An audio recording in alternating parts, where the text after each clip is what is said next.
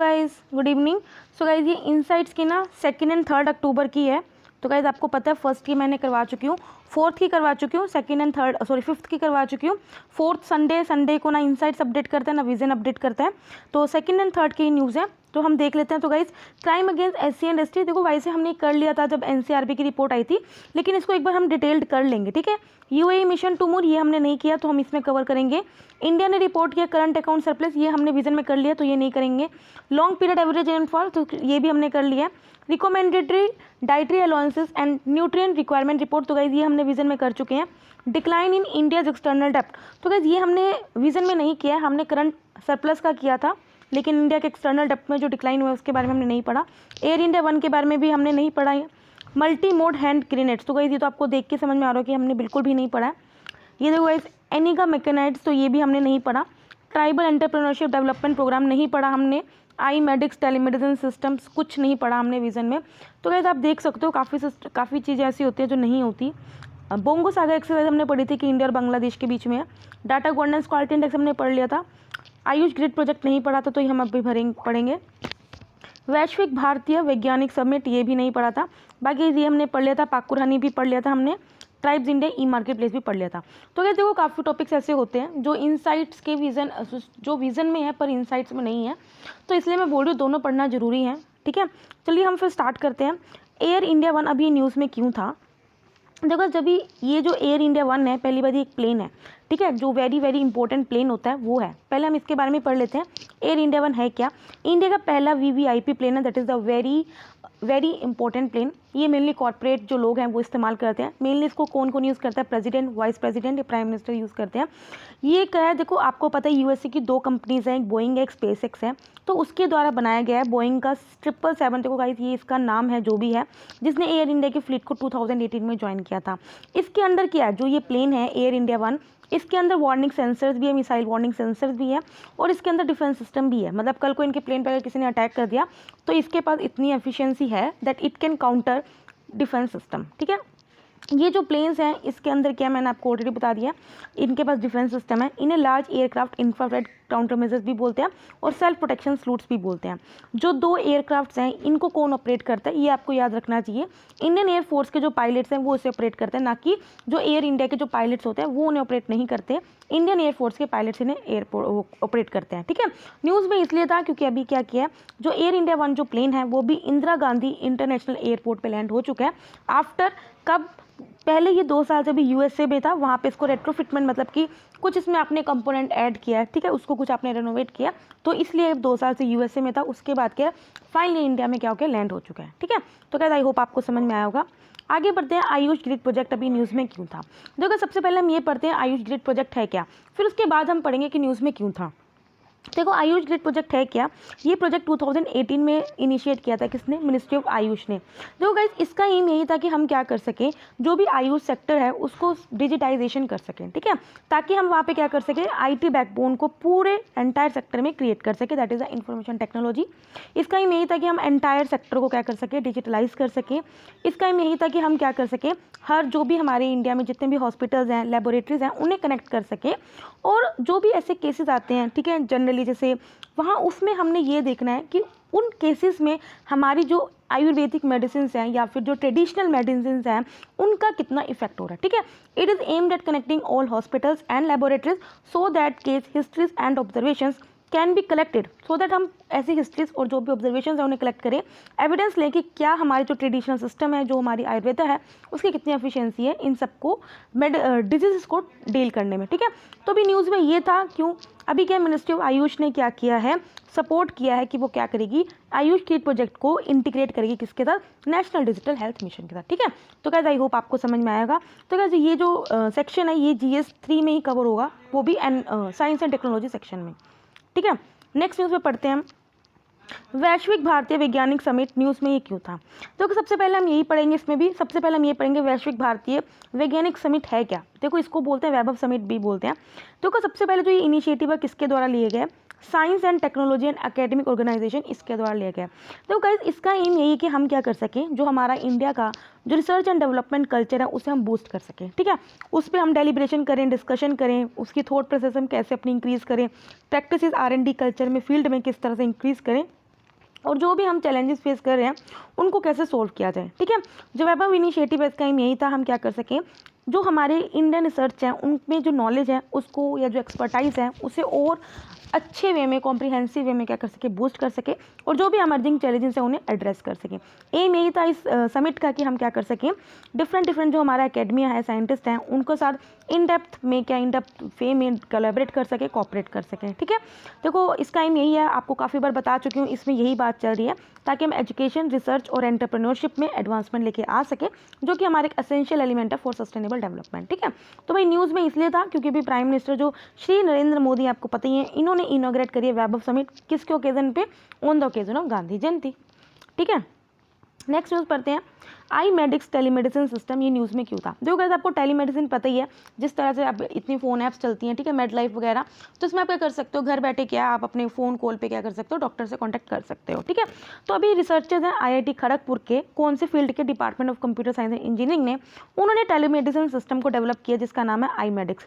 ठीक है, तो इसमें क्या करेंगे, ये सिस्टम इंटीग्रेट करेगा होम केयर को हेल्थ केयर सर्विसेज से फ्रॉम द हॉस्पिटल। ठीक है, तो इसका सबसे अच्छी बात क्या है कि देखो गाइस क्या है, इसमें आपको दोनों चीज़ों को इंटीग्रेट करेंगे, जो आपके घरेलू उपाय होते हैं, ठीक है, और जो आपके मतलब कि नॉर्मल जो मेडिसिन होती हैं, उन दोनों को इंटीग्रेट करेंगे। ठीक है, तो इसका एम यही है, इससे होएगा जो आपको क्रिटिकल हेल्थ केयर जो भी सपोर्ट है वो आपको मिलेगी आपके घर से, ठीक है, एट देयर डोर स्टेप्स। ठीक है, मतलब कि रिमोट एरियाज तक भी क्या है आपको इंक्लूजन हो सकता है इन चीज़ का, सिस्टम को असेसिबल कर सकते हो आप इंटरनेट के थ्रू या फिर किसी भी मोबाइल डिवाइस के थ्रू ऑफ कोर्स। ठीक है, ये एक अडॉप्ट किया जाए पब्लिक यूज़ राइट के लिए, मतलब कोई भी इसे यूज़ कर सकता है अपने घर बैठे बैठे। IIT खड़गपुर ने इन्हें अपने कैंपस में स्टार्ट किया। ठीक है, तो ये जो सारी न्यूज़ है ये साइंस एंड टेक्नोलॉजी सेक्टर के अंडर आएगी GS3 में। अब क्या है, why multi mode hand grenades is in the news, ये न्यूज़ में क्या था। अब गाइज ये जो न्यूज़ है ये मेनली सिक्योरिटी सेक्शन में जाएगा GS2 के अंडर। ठीक है, तो guys multi mode hand grenades है क्या, देखो ग्रेनेड्स क्या होता है, एक तरह का बॉम्ब होता है। अब देखो जो मल्टीमेड हैंड ग्रेनेड्स हैं, एक cylindrical mild steel pre fragment होते हैं ताकि हम क्या कर सके, टू अचीव यूनिफॉर्म डिस्ट्रीब्यूशन। देखो वर्ल्ड वार सेकेंड में एक मिल्स बॉम्ब यूज़ हुआ था, तो इसको इन्होंने रिप्लेस किया है। जो वर्ल्ड वार सेकेंड में जो मिल्स बॉम्ब था उसका था 36M हैंड ग्रेनेड, तो इनको रिप्लेस किया और अभी इसको आर्मी के द्वारा यूज़ किया जाता है। ठीक है, इसको आप दो जगह यूज़ कर सकते हो, दो मोड्स में यूज़ कर सकते हो, डिफेंसिव वे में, ऑफेंसिव वे में। ठीक है, डिफेंसिव वे में जब आपको खुद को बचाना हो, ऑफेंसिव वे में जब आपने खुद दूसरे पे अटैक करना हो। ऑफेंसिव वे में क्या होएगा, वो जो जब आप बॉम्ब उसे फेंकोगे तो वो फ्रेगमेंट नहीं होगा, मतलब वो टूटेगा नहीं। इस वजह से क्या है, जो बंदा फेंक रहा है उस बॉम्ब को, जैसे अगर आप किसी पे अटैक करो, आप बॉम्ब फेंक रहे हो, इंडियन आर्मी फेंक रही है, तो वो सेफ रहेगा। बाकी जिस पे फेंकेगा वो तो ऑफकोर्स वो तो हार्म होएगा ही। और अगर आप उसको ऑफेंसिव मोड में डिफेंसिव मोड में यूज़ कर रहे हो, तो ग्रेनेड के पास क्या है, फ्रेगमेंटिक स्लीव है जो क्या 10 मीटर तक रेडियस अपना फैला के रखता है। अब जरा ये देखते हैं, रिसेंटली ये न्यूज़ में इसलिए था क्योंकि जो मिनिस्ट्री ऑफ डिफेंस की एक्विजिशन विंग है उसने अभी कॉन्ट्रैक्ट साइन किया है विद इकोनॉमिक एक्सप्लोसिव लिमिटेड। उसके अंडर क्या है, देखो इस कॉन्ट्रैक्ट के अंडर किया है, ये अभी इंडियन आर्मी को 10 लाख ऐसे जो बॉम्ब्स है वो सप्लाई करेगी। ठीक है, तो अब आपको समझ में आ गया न्यूज़ में क्यों था। मिनिस्ट्री ऑफ डिफेंस ने अभी क्या किया, साइन किया कॉन्ट्रैक्ट किसके साथ, इकोनॉमिक एक्सप्लोसिव लिमिटेड के साथ, कि वो 10 लाख क्या करेगी, इस तरह के जो बॉम्ब्स है वो इंडियन आर्मी को सप्लाई करेगी। ठीक है, तो आई थिंक आपको समझ में आ गया हो। आगे बढ़ते हैं, वाई इनिग्मा इंडिया, ये न्यूज़ में क्यों था। देखो सबसे पहले गाइस मैं आपको बता दूं, एक तरह की फिश है ये, अभी इसको डिस्कवर किया। अब किस किस ने डिस्कवर किया, तो इसमें 4-5 इंस्टीट्यूट्स हैं जिन्होंने इसको डिस्कवर किया। एक तो भाई Indian institute of science and education and researcher Pune में, जो कि ठीक है, इसके अलावा Kerala university of fisheries and ocean studies, Nirmal Giri college in Kerala, और natural history museum in London and Berne, और साथ में सिंकबर्ग नेचुरल हिस्ट्री कलेक्शन। तो भाई ये 5 सेंटर्स हैं जिन्होंने क्या किया, कलेक्टिवली डिस्कवर किया है इस फिश को। ठीक है, तो गाइस इसका नाम देख लेना। ठीक है, देखो ये क्या है, ये बोनी फ्रेश वाटर फिश है, मतलब फ्रेश वाटर में रहती है, बोन्स हैं इसमें। ये कहाँ से डिस्कवर की है, केरला के पैडी फील्ड्स में। ठीक है, अब गाइस ये जो फिश है ये लॉन्ग है, इलोंगेटेड बॉडी है, और ये मेनली कब दिखाई देती है, जब सनसेट होता है उसके बाद ये दिखती है नॉर्थ केरला के मल्लापुरम डिस्ट्रिक्ट में, कहाँ पे, पैडी फील्ड्स में। ठीक है, तो कैसे डायरेक्ट पूछा जा सकता है क्योंकि आपको पता है UPSC इस टाइप के क्वेश्चन बहुत पूछती है। अभी ऐसा माना जा रहा है जो ये फिश है ये गोंडावा लैंड के टाइम की है, मतलब आपको पता है जब माना जाता था कि एक सुपर ओशन होता है, ठीक है, एक सुपर कॉन्टिनेंट होता है, एक अंगारा लैंड, गोंडावा लैंड, टैथियसिस, तो उस वक्त के टाइम की है, मतलब इतनी ओल्ड है। ठीक है, और इवन जब एशिया और अफ्रीका कॉन्टिनेंट जब मतलब कि सेपरेट हुआ था तब भी इसने सर्वाइव किया था, ठीक है। तो इसको लिविंग फ्यूल फॉसिल भी डिक्लेयर किया गया। देखो लिविंग फॉसिल उसे हम डिक्लेयर करते हैं जो काफ़ी ओल्ड होते हैं और उन्हें अब तक क्या है अपने स्ट्रक्चर में कुछ भी चेंज नहीं किया है, ठीक है। The fish has been declare as living fuse fossil. अब उसको क्यों डिक्लेयर किया गया, क्योंकि क्या है कुछ सिटी स्कैन्स किए गए हैं या डिटेल एनालिसिस की गई है स्पेसिमेन की, जिसमें क्या है ये कैरेक्टरिस्टिक पाई गई है कि जो इनकी जो ओल्ड कैरेक्टरिस्टिक्स थी वो अभी तक हैं, ठीक है। देखो इसमें क्या डिफरेंस यही है कि जो ये फिश फैमिली है ये मतलब कि मेनली क्या है अंडर द सरफेस ही रहती है, हैज़ रिमेन सबटेरेन, ठीक है। सबटेरेन का मतलब क्या होता है, which are living under the surface, ठीक है। मतलब कि इसके जैसे जो स्पीसीज़ हैं वो काफ़ी मतलब कि सरफेस वाटर बॉडीज़ में रहती हैं, लेकिन ये जो स्पीसीज़ है वो मेनली अंडर द सरफेस रहती हैं और कॉमनली कहाँ पाई जाती है, वेस्ट सेंट्रल अफ्रीका रीजन्स या एशिया में, ठीक है। तो आई होप आपको समझ में आया होगा। नेक्स्ट न्यूज़ पे पढ़ते हैं। अभी आपको पता ही है जब से ये हथरास गैंग रेप केस हुआ है तब से हमने वैसे कही थी, हमने न्यूज़ पढ़ी थी। क्राइम अगेंस्ट एससी और एसटी में क्यों था, जरा इसको पूरा थोड़ा डिटेल में पढ़ लेते हैं, इसमें थोड़ा ज़्यादा डिटेल में दिया गया। अभी प्रेजेंटली क्या जो नेशनल क्राइम रिकॉर्ड ब्यूरो है उसने पब्लिश किया annual crime in India 2019 report. अब हाईलाइट्स किया है, हाईलाइट्स ये कि जो क्राइम है अगेंस्ट शेड्यूल कास्ट और शेड्यूल ट्राइब वो इंक्रीज़ हुए near about 7% and 26% as compare two year 2018। इसके अंदर जो देखा गया है जो केसेस इंक्रीज़ हुए हैं 7.3% केसेस जो कि मेनली शेड्यूल कास्ट के अगेंस्ट मतलब कि होते हैं, ठीक है। आई मीन रजिस्ट्रेशन उनकी क्या इंक्रीज़ हुई है। इसमें शो किया गया जो यूपी है उसमें सबसे ज़्यादा क्राइम्स केसेस हाईएस्ट है, जो कि हमने जब विजन में पढ़ा था उस समय हमने रेट भी पढ़ा था कि असम में हाईएस्ट नंबर ऑफ रेट है, ठीक है। यूपी में हाईएस्ट नंबर ऑफ क्राइम्स है अगेंस्ट शेड्यूल कास्ट, इसके बाद राजस्थान में, फिर बिहार में है। अगर आप वुमेन रेप देखो, वुमेन रेप के जो केसेस हैं अगेंस्ट एससी वो सबसे ज़्यादा राजस्थान में, उसके बाद यूपी में, फिर मध्य प्रदेश में है, ठीक है। और अगर हम अब शेड्यूल कास्ट के अगेंस्ट देखें जो रजिस्टर्ड केसेस हैं वो 26.5% इंक्रीज़ हुई है। मध्य प्रदेश में हाईएस्ट नंबर है, ठीक है, उसके बाद राजस्थान, फिर ओडिशा। इसके अलावा अगर रेप्स इंसिडेंट्स देखे जाएँ, ठीक है, ट्राइबल वुमेन के अगेंस्ट वो सबसे ज़्यादा मध्य प्रदेश में, फिर छत्तीसगढ़ में, फिर महाराष्ट्र में, ठीक है। और इसमें देखने को मिला है जो केसेस जो रजिस्ट्रेशन है मतलब रजिस्टर्ड केसेस की वो भी 1.6% इंक्रीज़ हुए हैं under Indian penal code and special and local laws, ठीक है। तो ओवरऑल देखा गया है कि जो इंक्रीज़ हुआ है वो 7.3% केसेस हुआ है of crime against women in 2019 as compare to 2018। जो क्राइम्स हैं अगेंस्ट एससी एंड एसटी इसके अंदर कौन कौन से क्राइम्स होते हैं, जो भी आप एट्रोसिटीज़ कर रहे हो, डिस्क्रिमिनेशन कर रहे हो, ठीक है, जो भी इसके अंडर कवर किए जाते हैं, जो schedule caste and schedule tribe prevention of atrocities act के अंदर या फिर आईपीसी कोड के अंदर या protection of civil rights act के अंदर, ठीक है। इन 3 एक्ट्स के अंदर जो भी केसेस ऐसे मतलब क्राइम्स इंक्लूड हैं वो सब इसमें कवर होते हैं। आगे बढ़ते हैं। Why decline in the India's external डेप्ट, ये न्यूज़ में क्यों था, इंडिया का जो एक्सटर्नल डेप्ट है घटा है। देखो गाइस अभी हमने पढ़ा था कि हमारा जो करंट अकाउंट सरप्लस आया है, तो ये रिसेंटली क्या है इंडिया का जो एक्सटर्नल डेप्ट है वो कितना डिक्लाइन हुआ है, नियर अबाउट $3.9 बिलियन डिक्लाइन हुआ है और अब कितना हो गया नियर अबाउट 4.5 बिलियन डॉलर, जो पहले कितना था नियर अबाउट मतलब देखो 3.9 बिलियन डॉलर डिक्रीज हुआ है मार्च से, ठीक है। अब फैक्टर्स क्या है क्यों डिक्लाइन हो रहा है, देखो सबसे पहले क्या है, देखो गाइस डेप्ट भी 2 तरह का होता है, एक तो लॉन्ग टर्म होता है, एक शॉर्ट टर्म होता है। शॉर्ट टर्म वो डेप्ट होता है जो मतलब कि आप 1 साल से कम समय के लिए लेते हो, लॉन्ग टर्म डेप्ट वो होता है जो आप 1 साल से ज़्यादा समय के लिए लेते हो, ठीक है।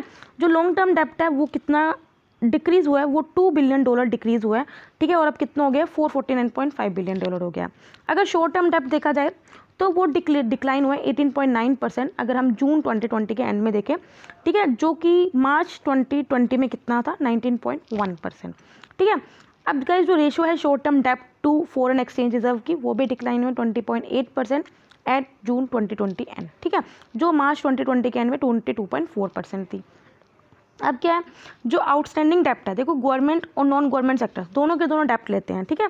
जो दोनों के दोनों डेप्ट हैं चाहे गवर्नमेंट के द्वारा या नॉन गवर्नमेंट सेक्टर्स के द्वारा जो डेप्ट लिए गए हैं उसमें भी क्या है हमने डिक्रीज देखने को मिला है, ठीक है। The borrower wise classification shows the outstanding डेप्ट of both government and non government sector दोनों के दोनों डिक्रीज हुए हैं। अब इंडिया के एक्सटर्नल डेप्ट में क्या क्या आता है, देखो गाइस काफ़ी कुछ आता है। सबसे ज़्यादा अगर हम देखे जाएँ जो US डॉलर में जो हम मतलब कि लोन लेते हैं वो सबसे ज़्यादा लार्जेस्ट कंपोनेंट है इंडिया के एक्सटर्नल डेप्ट में। इसके अलावा इंडियन रुपी के नेक्स्ट है, इंडियन रुपी में डेप्ट हम ज़्यादा लेते हैं, चाइना येन है, SDR आपको पता है IMF का कोटा होता है और यूरो, ठीक है। ये सब क्या है हमारे जो सबसे ज़्यादा डेप्ट है US में, फिर अपना INR इंडियन रुपी, फिर अपना येन, फिर SDR और यूरो, ठीक है। जो नॉन फाइनेंशियल कॉरपोरेशंस हैं इनका शेयर ज़्यादा है as compare to followed by deposit taking corporation या जनरल गवर्नमेंट या अदर फाइनेंशियल कॉरपोरेशन, ठीक है। मतलब कि जो नॉन फाइनेंशियल कॉरपोरेशन हैं उन्होंने ज़्यादा उधार ले रखा है as compare to government and other financial corporation. इसके अलावा अगर हम इंस्ट्रूमेंट वाइज क्लासिफिकेशन देखें तो जो लोन्स हैं वो सबसे ज़्यादा है कॉम्पोनेंट है, लार्जेस्ट कॉम्पोनेंट एक्सटर्नल डेप्ट का as compare to currency and deposits, trade credit and advances and डेप्ट सिक्योरिटीज। जो कमर्शियल बोरिंग्स हैं वो लार्जेस्ट कंपोनेंट एक्सटर्नल डेप्ट का, followed by the non resident deposits and the short term trade credit. ठीक है, तो कैसे ये जो न्यूज़ है ये GS3 इकोनॉमी के अंडर कवर होगी। ठीक है, आगे बढ़ते हैं। ट्राइबल एंटरप्रेन्योरशिप डेवलपमेंट प्रोग्राम ये न्यूज़ में क्यों था, तो क्या ये इंपॉर्टेंट बन जाता है। अब देखो सबसे पहले हमें ये पता होना चाहिए जो ट्राइबल एंटरप्रेन्योरशिप डेवलपमेंट प्रोग्राम है क्या।